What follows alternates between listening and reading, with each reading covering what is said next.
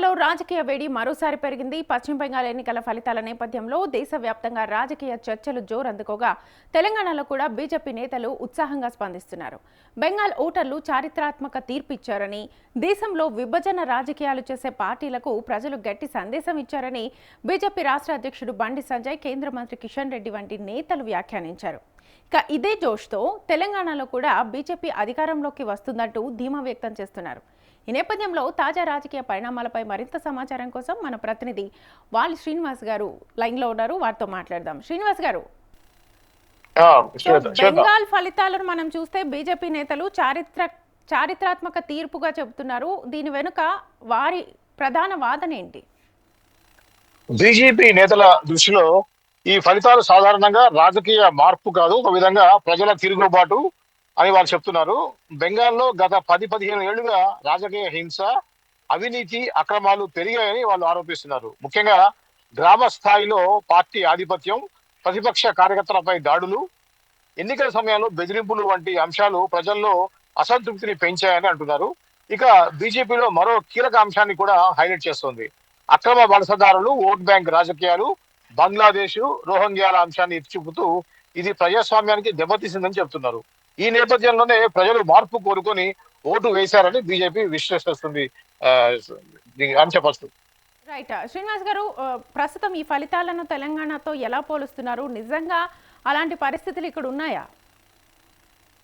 BJP వ్యూహం ఇక్కడ స్పష్టంగా కనిపిస్తుంది. వారు బెంగాల్ మోడల్ ను తెలంగాణకు అన్వయించేందుకు ప్రయత్నం చేస్తున్నారు. అంటే ఇక్కడ ప్రజలు అలసిపోయి మార్పు కోరుకున్నట్లే అక్కడ బెంగాల్లో ఏ విధంగా అయితే ప్రజలు మార్పు కోరుకున్నారో ఇక్కడ తెలంగాణలో కూడా ప్రజలు ప్రభుత్వాలపై అసంతృప్తిగా ఉన్నారని చెప్తున్నారు.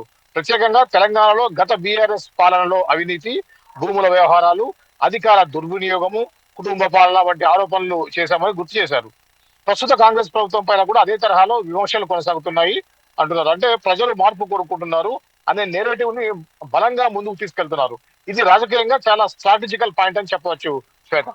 రైట్, ఇప్పుడు చూస్తే మహిళా ఓటర్ల అంశాన్ని కూడా బీజేపీ పెద్ద ఎత్తున ప్రస్తావిస్తోంది. సో దీని రాజకీయ ప్రాధాన్యత ఎంత అసలు? ఇది చాలా కీలకమైన పాయింట్. మహిళా ఓటర్లు ఇప్పుడు ఎన్నికల్లో డిసైడింగ్ ఫ్యాక్టర్ గా మారుతున్నారు. మహిళా రిజర్వేషన్ బిల్లు అడ్డుకున్నారనే ఆరోపణలను కాంగ్రెస్, ఇండియా కూటమిపై బీజేపీ మళ్ళీ ప్రస్తావిస్తోంది. బీజేపీ వాదన ఏంటంటే మహిళలు తమ హక్కుల కోసం ఓటు వేస్తున్నారు. ఆ దిశగా వారికి గౌరవం ఇచ్చేసినటువంటి పార్టీలకు మద్దతు ఇస్తున్నారు. ఇది కేవలం ఒక పాలసీ అంశం కాదు, ఎమోషనల్ కరెక్ట్ కూడా. తెలంగాణలో కూడా మహిళా ఓటు శాతం ఎక్కువగానే ఉంది. ఈ అంశాన్ని బీజేపీ భవిష్యత్తులో వ్యూహంగా ప్రధానంగా ఉపయోగించుకునే అవకాశం ఉంది. రైట్, ప్రస్తుతం మనం చూస్తున్నాం తెలంగాణలో బీజేపీ గ్రౌండ్ లెవెల్లో ఎలా సిద్ధమవుతోంది? బీజేపీ చాలా క్లియర్ గా లాంగ్ టర్మ్ స్ట్రాటజీతో ముందుకు వెళ్తోంది. 2028 అసెంబ్లీ ఎన్నికలను టార్గెట్ గా పెట్టుకుంది. మొదటిగా గ్రౌండ్ లెవెల్లో బూత్ స్థాయి బలోపేతం చేయటం, రెండవది యువతను ఆకర్షించే కార్యక్రమాలు చేయటం, మూడవది కేంద్ర పథకాల ప్రచారం, నాలుగవది వచ్చేసి పెద్ద నేతల సభలు, అంటే ముఖ్యంగా ప్రధానమంత్రి మోదీ ర్యాలీలు, హైదరాబాద్ లో మోదీ సభ నిర్వహించడం ద్వారా భారీగా మాస్ కనెక్ట్ తీసుకురావాలని చూస్తున్నారు శ్వేత. రైట్, ఇతర పార్టీల మీద బీజేపీ విమర్శలు చేస్తోంది. సో ఎంతవరకు ప్రభావం చూపించగలవు? బీజేపీ విమర్శలు ప్రధానంగా 3 అంశాల చుట్టూ తిరుగుతుంది. ఒకటి అవినీతి, పరిపాలన వైఫల్యం, రెండవది కుటుంబ పాలన, మూడవది దేశ విభజన రాజకీయాలు. డిఎంకే, కాంగ్రెస్ పై డివైడ్ అండ్ రూల్ రాజకీయాలు చేస్తున్నారనే విమర్శలు చేస్తున్నారు. ఇది ఒక నేరేటివ్ బిల్డప్ ప్రాసెస్. ప్రజల్లో సందేహం కలిగించడం, ప్రత్యామ్నాయం వైపు చూపించడం అనేది దీని యొక్క ముఖ్య లక్ష్యం అని చెప్పవచ్చు శ్వేత.